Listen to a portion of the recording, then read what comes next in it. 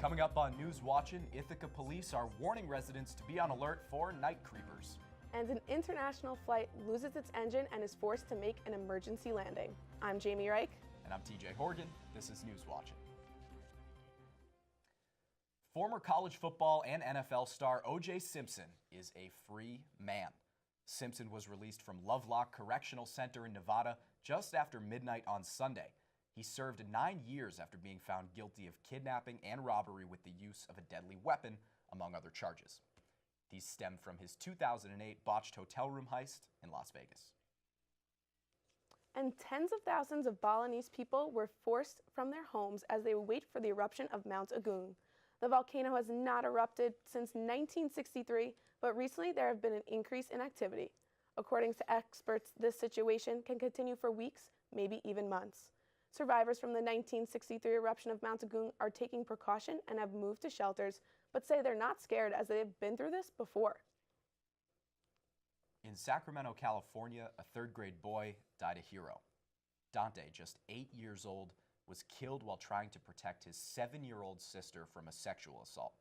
Police arrested Dante's mother's 23-year-old ex-boyfriend DeAndre Cheney for both of these crimes, and Dante's grandmother Monique Brown has released that Dante's heart was donated to a boy in Southern California following his death, saying, "A 4-year-old lives because of Dante." And an Air France flight from Paris to LA was forced to make a sudden diversion when it lost part of its engine over the Atlantic. One of the 4 engines on the Airbus flight failed west of Greenland on Saturday. The pilots immediately shut down the affected engine and stabilized the flight. The flight continued to fly for over 1 hour until it reached Labrador, Canada, where it made an emergency landing. No one was injured in the incident, but passengers remained on board after hours after landing. The cause of the engine failure is still under investigation. Residents of Ithaca, New York may be on the lookout for some window creepers. Ithaca and Cornell University police departments are investigating a spike in suspicious activity reports, specifically, and I quote, males peering into windows of apartments, entering apartments, and lingering in and around the locked entryways of apartment buildings. Ithaca Police Chief Pete Tyler has said that at this time they're unsure if these incidents are related, but they thought it best to let the public know of a potential safety concern. I can see you. Rapper B.O.B. is an outspoken advocate for the idea that the earth is indeed flat, and he's putting his money where his mouth is. B.O.B. set up a GoFundMe page to prove him wrong titled, "Show B.O.B. the Curve." He seeks $200,000 so he can purchase and launch multiple satellites into space. The original goal was $1 million, but as of this weekend, he's at just $2,000. His main reasoning for this theory is, and I quote, "No matter how high in elevation you are, the horizon is always eye level." Compelling case, Bob. And there have been 2 massive rock falls within 2 days at Yosemite National Park. One man was tragically killed and 2 others were injured following the dramatic series of rock slides. The first rock fall occurred on the southeast face of El Capitan on Wednesday and lasted for about 4 hours. A day later, another rock fall occurred.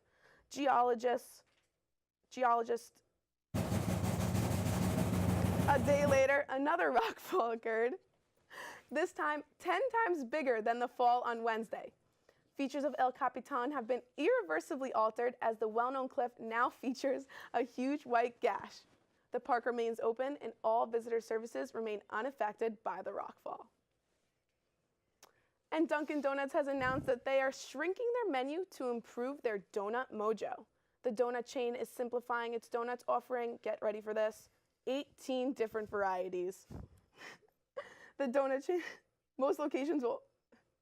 chain is also dropping donuts from their name in August.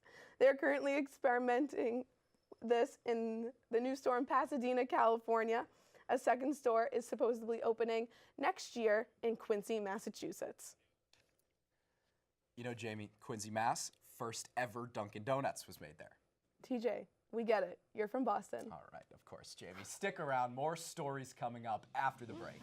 including an update on the unrest in Spain and that vote for independence. And the latest on popular Spelling Bee host Pete Johans' resignation following his controversial response to the question, can you use the word in a sentence? All that and more, we'll be back.